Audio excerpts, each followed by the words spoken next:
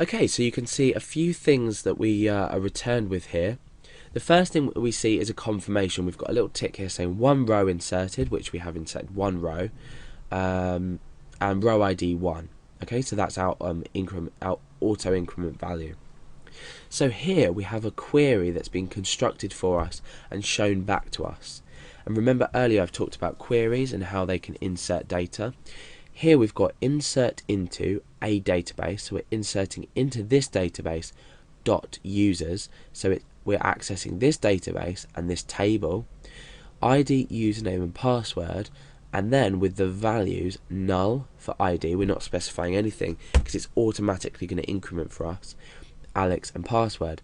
So null corresponds to ID, Alex corresponds to username, and password corresponds to password, which is the password I gave. This could be obviously anything. So now what we can do is we can click on this Browse tab and we can go back and have a look at our data. So this is a representation of our data inside the database. So let's insert another row. Let's call this time Billy and pass 123. I'm going to click Go. So now we've inserted another row with ID 2 now. Remember that's auto incrementing, and we're performing more or less the same query but just with different values. Let's go back to Browse. Okay, you can see the data here. Now Browse won't be available if there isn't any data inside your table. However, structure is what we were looking at before. Remember, we can always go back to this and change things around if we want to. For example, now if we change password to a numeric data, our passwords here would now be invalid, so they'd be gotten rid of. Okay, so we've got an ID of 1 and 2. You can see these auto incremented, and we've got username and password. Now what we're going to be doing is adding another row onto this. Now we've already specified data. You can imagine this may be, say, hundreds and hundreds of rows of data. However, now what we want to do is we want to add on let's say a first name and a surname. So how do we go about doing this? Well, we come over to the Structure tab, and this can be done even though we've already got data stored inside our database. What we can do here is we've got add a certain amount of fields at the end of the table, at the beginning of the table, or after a specified field in our table. So what I want to do is I want to say at the end of the table I want to add 2 fields, and I'm going to click Go. Now we've got 2 fields up that we can specify everything in here. So I'm going to say first name and I'm going to say surname. And these types are obviously going to be varchar. And considering some people's surnames might be really long, I'm going to go for, let's say 40 characters. Say 40 and 40 just to be safe. So now I can come down. I don't need to specify any other data inside here. And I'm going to click on Save. Okay, so you can see our query here has been read back to us. We've got alter table users, add first name varchar not null, so it has to contain some data. Add surname varchar 40 not null. So this is our query to alter our table and add 2 field names at the end of the table. So now you can see that if we click on, we click on Browse. If we click on Structure, we can see that we've got our 2 added on here, all the relevant data.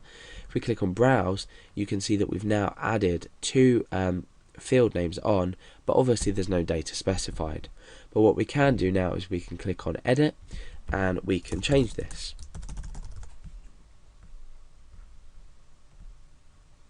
So we can then go ahead and change Billy as well and click Go. So we can see that we've been given back again another query. So every time we perform a query in phpMyAdmin, it usefully gives us the query back. So if you're struggling to understand the concept of queries and how to structure them and what they do and how they work later on, then a really good thing to do is just play around inside here, insert things, delete things, change things, and just take note of the query. So in this case what we've done is we've updated a particular row. In this case we've updated the Billy Garrett row, so we've updated the one with the ID of 2. So our query reads update users table inside a database,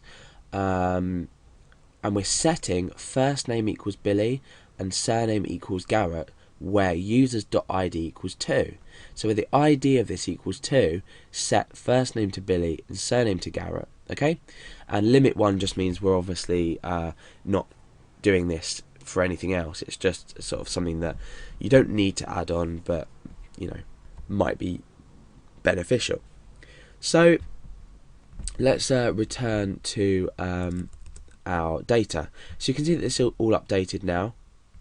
You can perform a variety of operations inside phpMyAdmin. It's an extremely powerful tool. So maybe before you start using queries and things inside PHP, have a play around here and just understand how MySQL and its structure and its data types and how to do things work. And then go on to the PHP side of things.